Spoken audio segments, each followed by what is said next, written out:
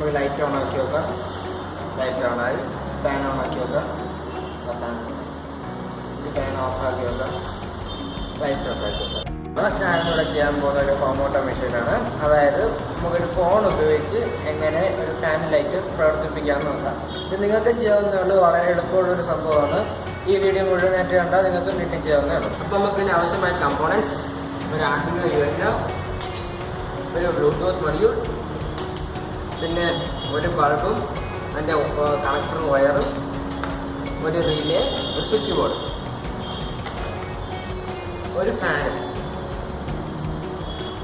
ഇനി നമുക്ക് റിലേയും ആർഡിനോയായിട്ട് കണക്ട് ചെയ്യാം. ആദ്യം ആ റിലേയിലെ ഗ്രൗണ്ട് VCCയും കണക്ട് ചെയ്യാം. അത് നേരെ ആർഡിനോയായിട്ട് കണക്ട് ചെയ്യാം.